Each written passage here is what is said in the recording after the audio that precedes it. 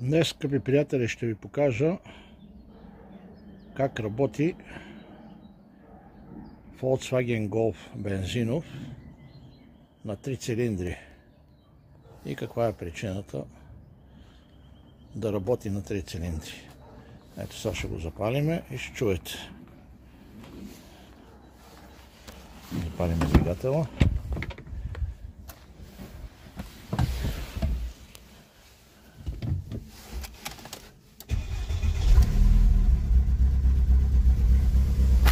Ето чувате.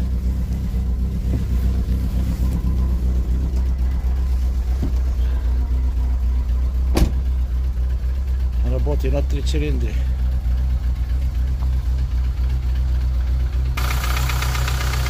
Сега ще свалиме филтъра и ще стигнем до запалителните свещи. И ще ги свалим да видим коя от тях не работи. Ето чувате как тресе.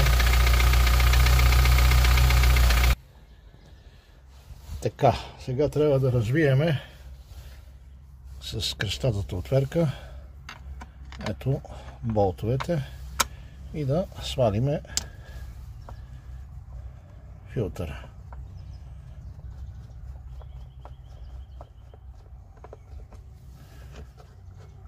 Тия са дългите болтове, които ето държат филтъра. Развиваме ги, да мога да стигнем до свещите. Ето ви този номер 2. Тук виждате номерцата.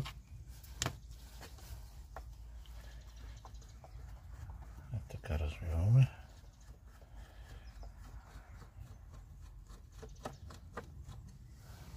Ето го и тук номер 4.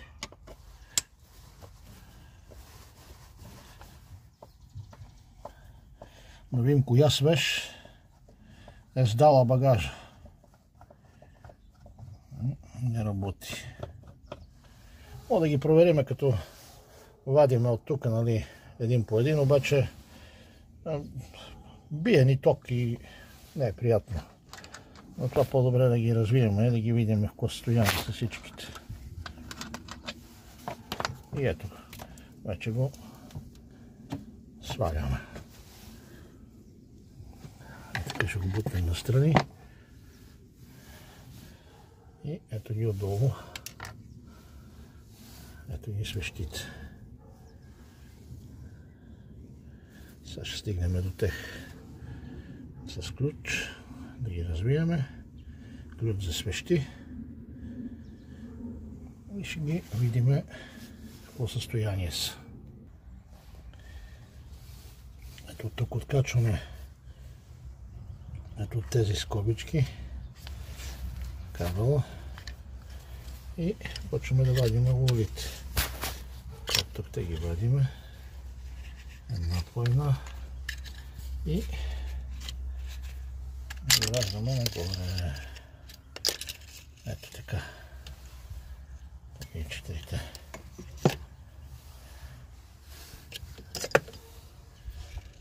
И ето ги свещите. Сега ще ги развиеме.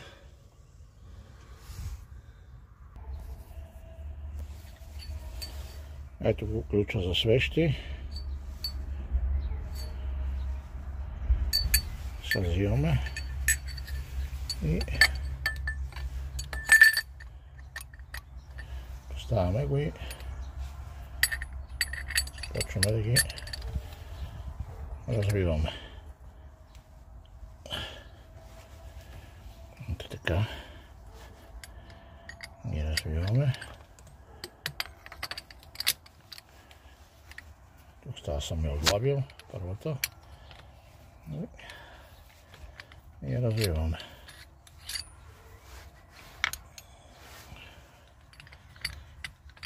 Ето така се развива. И сега ще я извадим.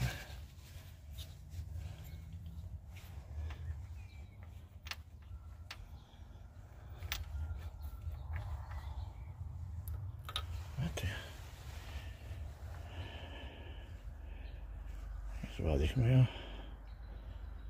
Тя е триполюсна. Тая, като гледаме, работила добре. Не е омаслила.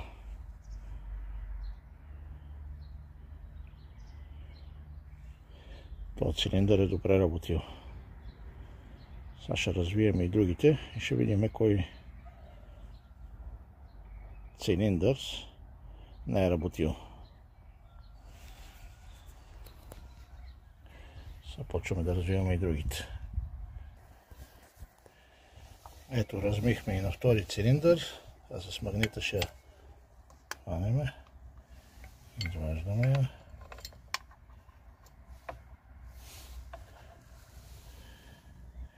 Ето, тя е омаслила и почернела и мокра. Но полепнали по нея мърсотии. Та стеж на втори цилиндър не е работила как трябва. Тя не е работила изобщо. Сега ще развием и на трети и на четвърти, да ги видим и тех.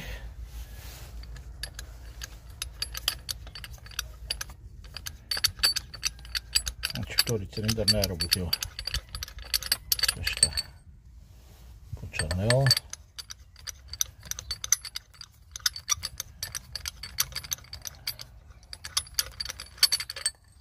Ето.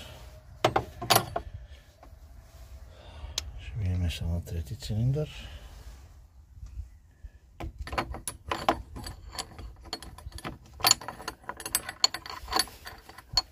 На третия цилиндър вече виждате как е избелила и е работила много добре. Така трябва да са избелили свещите, които работят. Третия цилиндър е работила добре.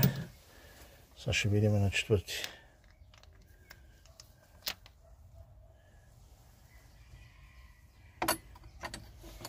Ой, на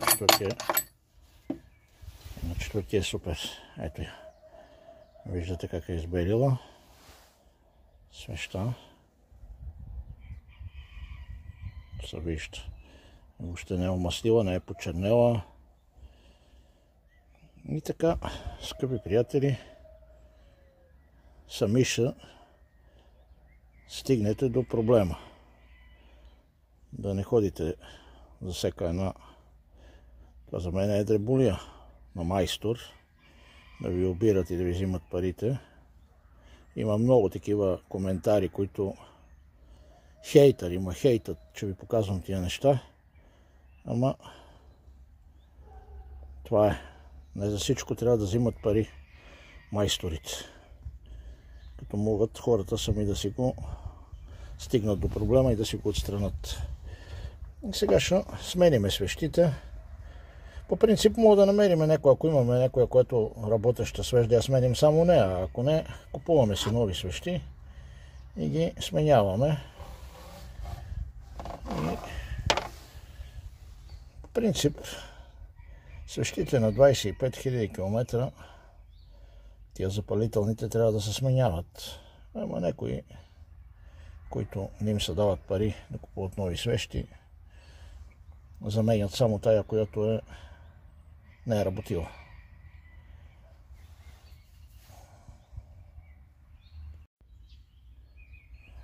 Ето, вземали сме вече нови свещи. Ето ги, няма да показвам марката.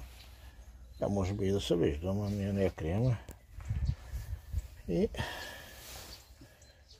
ето първата сме я, слагаме я, завиваме я. И така ще завиеме и четирите. Сменяме свещите с нови и по обратния път събираме. Само че се на ръка ми не е удобно. Трябва да ги навия и да ги стегна. И после ще запалиме да видите каква е разликата. Ето сложихме ги новите свещи на местото. Сега ще ги стегнем. Навиваме ги. Ще ги стегнем.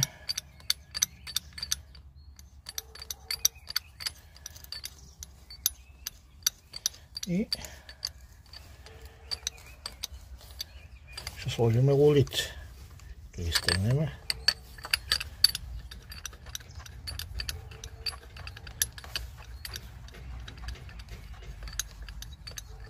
Така ги стегнем. После ще ги претегнем и с продължението.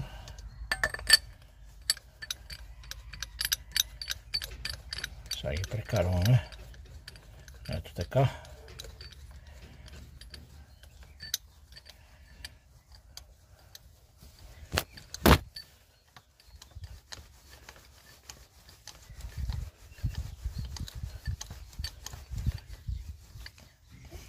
Ето. Сега ще вземем ето продължението. Ето така ги затегаме. Така. И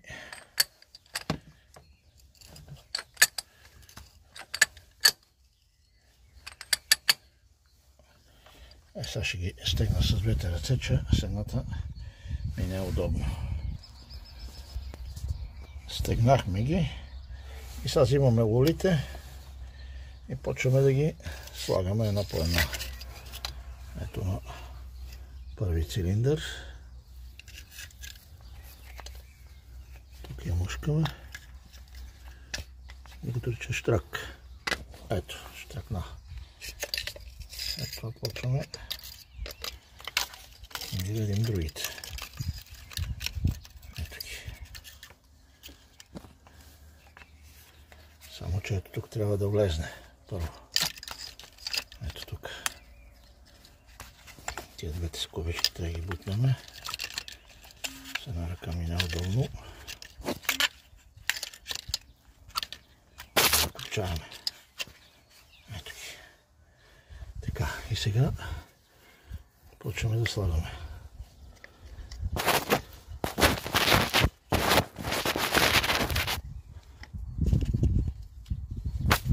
Да се чуе штракане. Така. Да, я турнахме. Айде сега на трети. И тук ще тръкна. Айде сега поставната на четвърти. Браво! И тук ще тръкна. Ето и тук ще тръкнахме тия скобички двете. И сега сме вече готови. Да сложим филтъра обратно на местото и да пускаме двигателя, да видим какво сме направили. Ето филтъра вече го сложихме на место и сега започваме да завиваме. Ето така те завиваме. На кръст ги завиваме.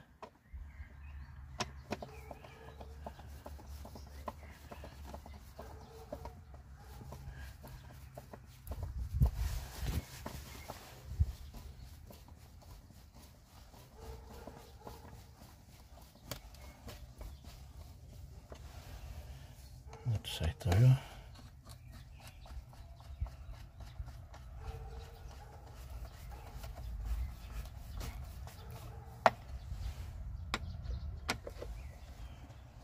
Ето го и последния.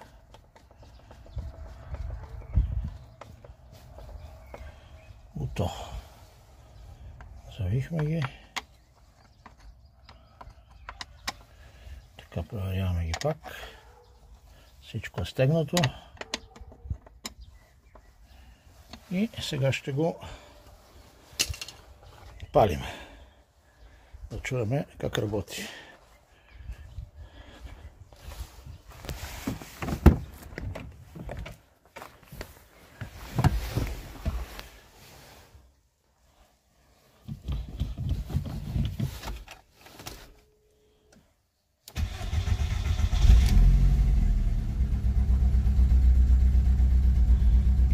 вече е друго.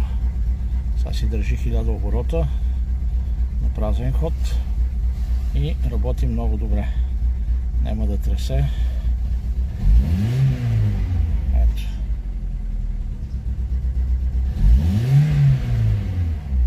Чувате. И виждате оборотомера. Еми, това беше за днес, скъпи приятели. Ще се видиме в следващото видео.